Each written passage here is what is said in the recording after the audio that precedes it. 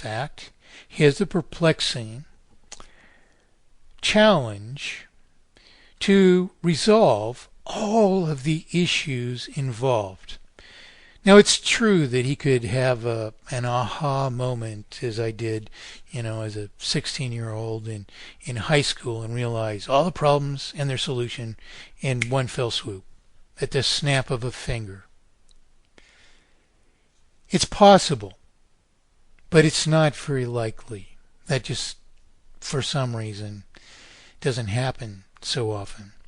But I am encouraged that this judge is a good judge from what I've heard. And I think it's very, very critical that we put the proper arguments in his hands. So I am willing to let this idea skate that money itself is bad. I'm willing to let that skate for the sake of prevailing arguments, of providing them free of charge at my own expense, you see, as I've done for 43 years, And the thing here, however, is what bothers me is that those arguments for a perfection of economy and currency are going to save someone who's actually going to advocate from those arguments that, on the contrary, money itself is bad. Now, if that argument were to prevail, challenge it in court. Fine. Make that your argument. Make that your defense. Make that your complaint. Fine. Do that. But you see, that's separate from what we're doing. Our arguments are based on an obfuscation of the currency and a perfection of currency which is irrefutable, which resolves all of the issues. And we're doing that to establish justice.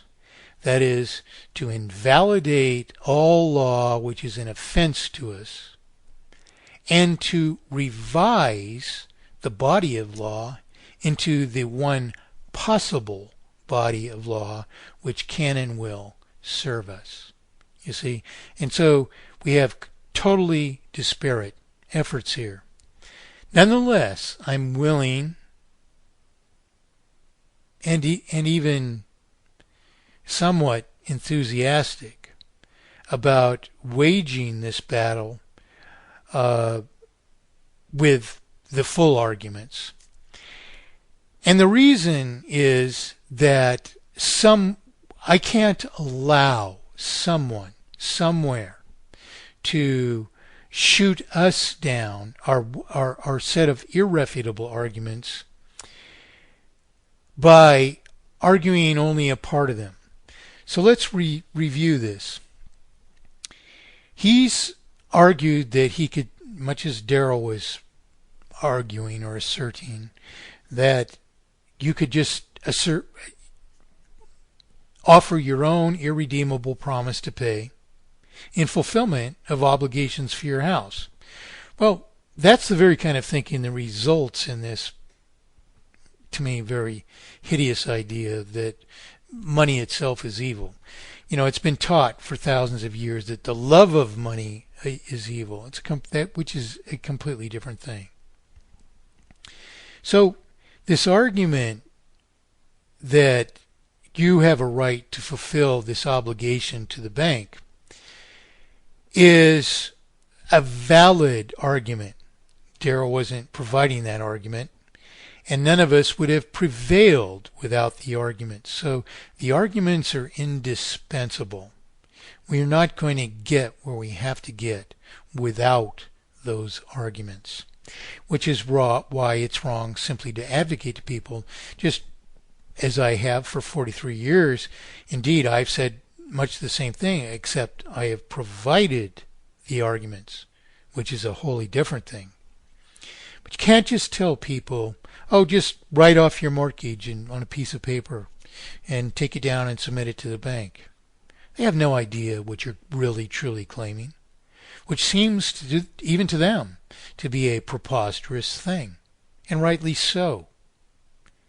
But when you go down there, possibly quoting Thomas Jefferson and perfectly articulating the arguments for doing that, that's a wholly different matter.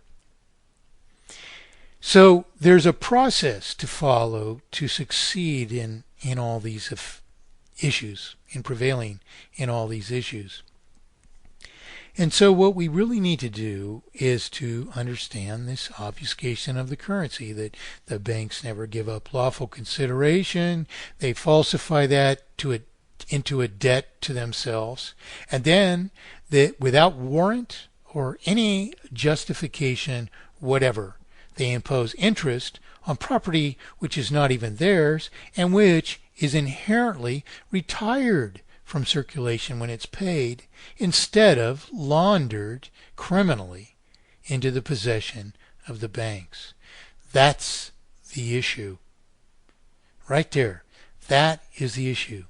And that issue is incontestable. As we see in this Freedom of Information inquiry that we have with the Bank of England, the bank has no defense against this argument.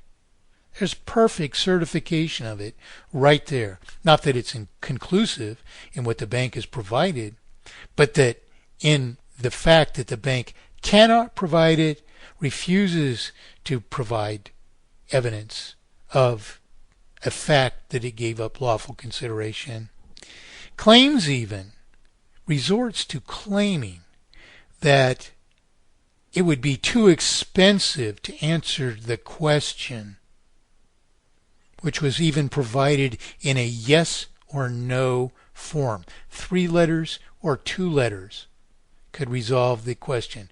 Does the Bank of England or does the Bank of England not provide lawful consideration in creating or falsifying, therefore, the purported debt it claims to itself in the creation of money? So this man is arguing that he wants to resolve his debt to the bank. But you see, what the judge's problem is that that doesn't resolve all the issues. Because you received a house for nothing, which he's going to perceive as not being right. So what has to happen? When he finally reaches the end of evaluating all of the issues that are involved, he's simply going to realize that the real creditor was the person that provided the house. They gave up the house, in effect, for a promissory obligation.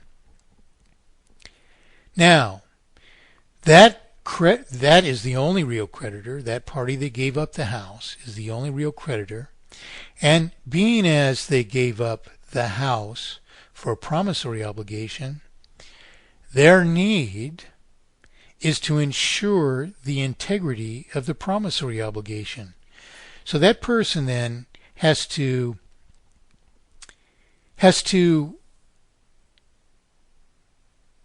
be ensured that some processes exist which guarantee the integrity of the promissory obligation. That is, however many dollars or pounds or whatever unit of currency they received, when they spend it, it will acquire a like measure of the production of others as they deem it to be. And so the issue here is protecting the integrity of the currency. And that can only be preserved by a perpetual one-to-one-to-one relationship between remaining circulation, remaining value of represented property, and remaining obligation to pay just that much for the remaining value of the related property.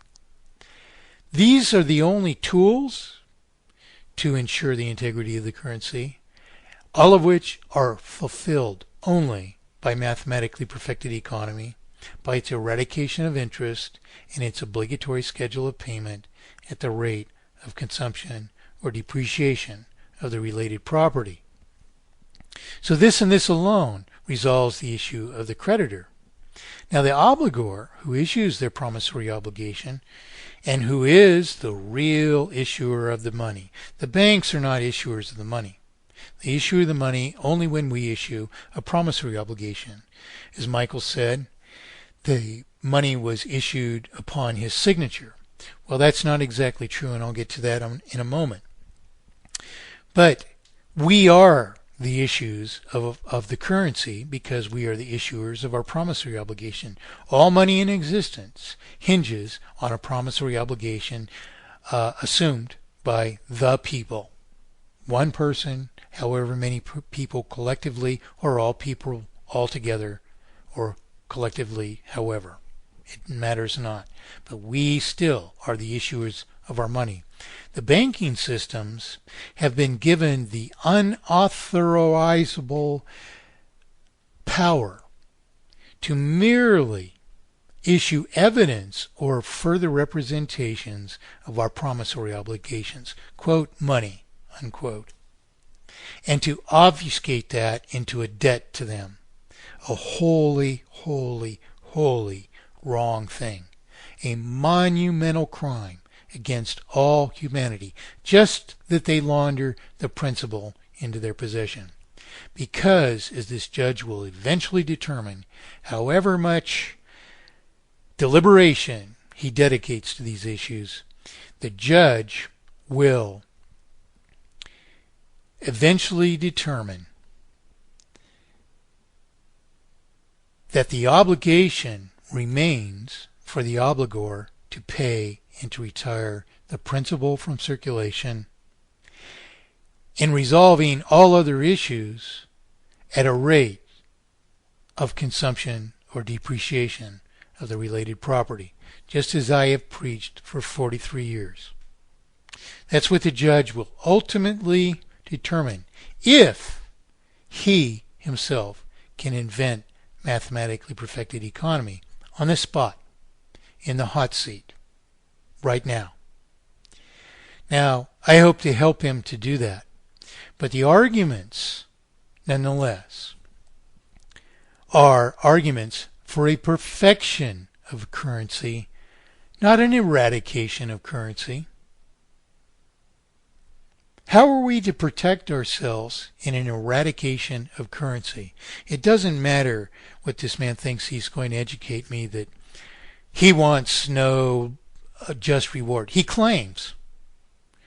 Well, you can claim that for yourself. That's fine with me. You just work all you want and donate everything that you work to everyone else, and fine. That's righteous, whatever. It matters not to me.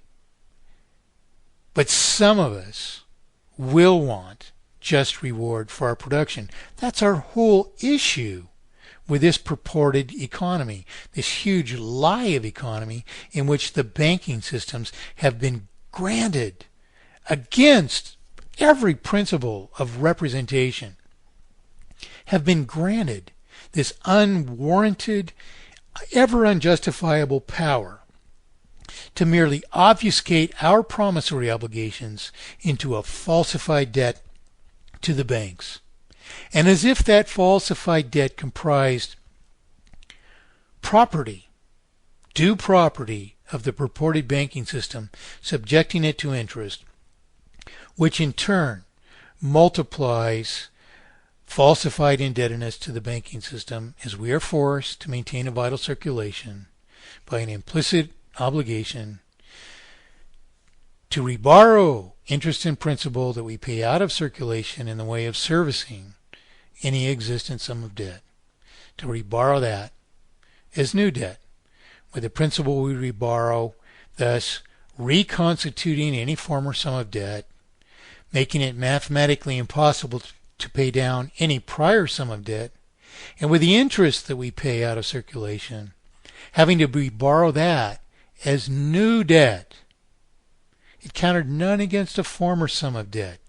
When you pay interest out of circulation, how do you get it back into circulation from a bank? They don't give it to you. You have to borrow it back into circulation. Now, some people claim that, oh, well, we could work for the banks. Well, they have never done the math. because for the banking system,